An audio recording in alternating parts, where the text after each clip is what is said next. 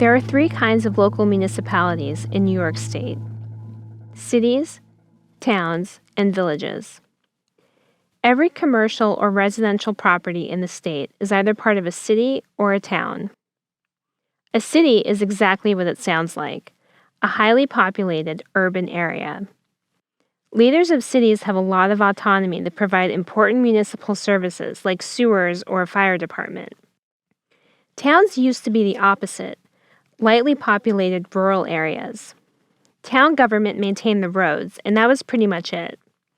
Townspeople lived too far apart for sewer systems or municipal water, so the legislature didn't bother giving local officials the power to create things like that.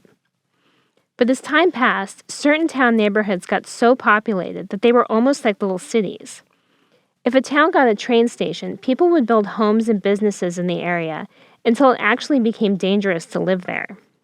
Residents had the worst of both worlds: a city's population density and a town's dirt roads, sleepy fire department, and absolute lack of sanitation services.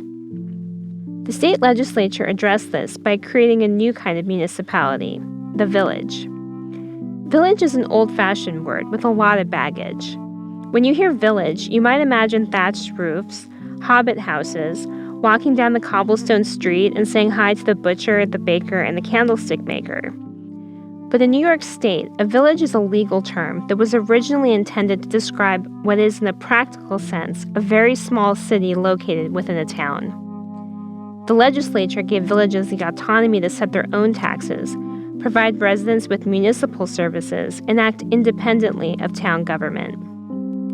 At first, anyone who wanted to incorporate a village had to apply with the legislature. But the population was growing so fast that villages were popping up left and right. So the legislature simplified the process.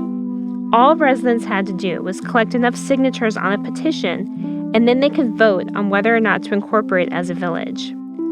Only property owners who lived in the proposed village were allowed to vote. If the village met size and population requirements, nobody, not the town, not the courts, not the county, could stop it from incorporating. Around the same time, the legislature made it possible for towns to provide all the same services as a village. The town could form a special district to provide services to people living in that district, paid for by property taxes. For instance, a town could designate a certain neighborhood a water district, set a property tax rate, and then build water infrastructure for all the people living in that district. There were all kinds of districts the town could create: fire districts, parks districts. Towns could draw the district around any property in town that wasn't already in a village. Now that the towns could provide services directly, the original theory of villages was obsolete. But the legislature didn't take away the ability for people to form a village. In fact, thanks to Roswell Eldridge, they were about to make it even easier.